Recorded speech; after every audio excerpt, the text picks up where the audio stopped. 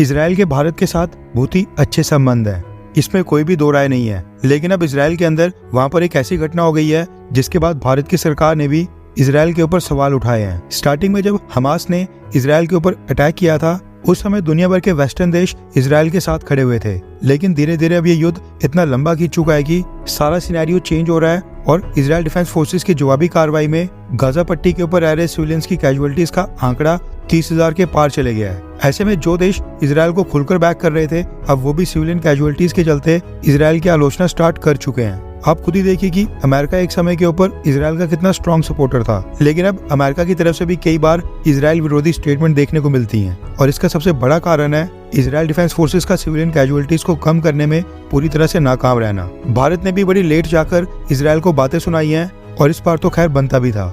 दरअसल हुआ क्या कि वेस्टर्न गाजा सिटी में वहाँ पर एक खुले मैदान में लोग फूड एड के लिए इकट्ठा हुए थे। कतर, सऊदी अरब और यूनाइटेड अरब एमिरेट्स ने गाजा के लोगों के लिए फूड एड भेजी थी, यानी कि खाने पीने का सामान भेजा था, जिसको लेकर 18 ट्रक्स गाजा सिटी में पहुंचे थे। ट्रक्स में फूड एड को देखकर गाजा के लोग उन ट्रक्स की तरफ दौड़कर भागे ताकि वो अपनी फैमिली और अपने बीवी बच्चों के लिए फूड एड ले सकें। हजारों की संख्या में सिविलियंस उस जगह के ऊपर इकट्ठा हुए थे जहां पर फूड एड लिए वो ट्रक पार्क हुए थे, लेकिन अचानक से वहां पर सिविलियंस ने उन ट्रक्स को लूटने की कोशिश की और इस बीच क्या हुआ कि कुछ सिविलियंस इजरायली ट्रूप्स की ओर भागे, जिसके बाद सिचुएशन आउट ऑफ कंट्रोल होते देख इजरायली डिफेंस फोर्सेस के ट्रूप्स ने सिविलियंस के ऊपर फायरिंग स्टार्ट कर दी। लूट के बीच और फायरिंग स्टार्ट होने के बाद फूड एड से भरे 18 ट्रक्स ने वहां से बचकर निकलने की कोशिश की, जिसकी वजह से कई सारे लोग हड़बड़ाहट में ट्रक के नीचे आकर भी कुचले गए। इस पूरी घटना में 112 लोगों की जान गई है, जबकि 760 लोग गंभीर रूप से घायल हुए हैं। अब इस केस को लेकर इजराइल डिफेंस फोर्सेस कुछ और कह रही हैं और गाजा के सिविलियंस कुछ और कह रहे हैं। सिविलियंस का कहना है कि इजराइल डिफेंस फोर्सेस ने अपने टैंक्स का इस्तेमाल करते हुए टैंक्स के गोले फायर किए थे। इसके अलावा टैंक्स के साथ साथ सिविलियंस के ऊपर स्नाइपर से भी फायरिंग करवाई गई, जबकि इजराइल का कहना है कि उनके ट्रूप्स ने सिविलियंस को वार्निंग शॉट्स भी फायर किए थे।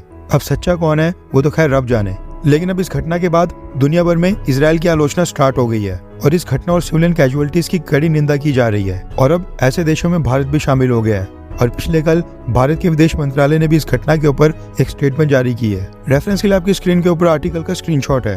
भारत के विदेश मंत्रालय ने कहा है कि गाजा में ह्यूमैनिटेरियन असिस्टेंस की डिलीवरी के समय जो वहां पर सिविलियंस की जान गई है उस घटना से भारत बहुत ही शॉक्ड है। गाजा में चल रही ह्यूमैनिटेरियन सिचुएशन और सिविलियंस की कैजुअलिटीज अत्यंत चिंता का विषय है। इसके आगे बिना इसराइल का नाम लिए भारत सरकार ने इस बात के ऊपर जोर दिया है कि गाजा के लोगों के लिए ह्यूमैनिटेरियन असिस्टेंस और ह्यूमैनिटेरियन एड को सेफ तरीके से टाइम के ऊपर डिलीवर किया जाना चाहिए। बिना किसी रुकावट के गाजा के लोगों को ह्यूमैनिटेरियन एड और असिस्टेंस उन तक पहुंचाई जानी चाहिए। इस घटना के बाद अमेरिका ने भी कहा है कि वो गाजा के लिए जो भी ह्यूमैनिटेरियन एड और असिस्टेंस भेज रहा था उसको वो एयर ड्रॉप करके देगा ताकि इस तरह की घटना दोबारा ना हो। वहीं अब इसराइल के ऊपर इंटरनेशनल प्रेशर और भी बढ़ने वाला है। हमास ने अभी तक इसराइल के सभी होस्टेजेस को नहीं छोड़ा है। ऐसे में आपको क्या लगता है कि क्या इसराइल को ये युद्ध अब रोक देना चाहिए, हाँ या फिर ना? नीचे कमेंट करके अपनी राय जरूर बताएं।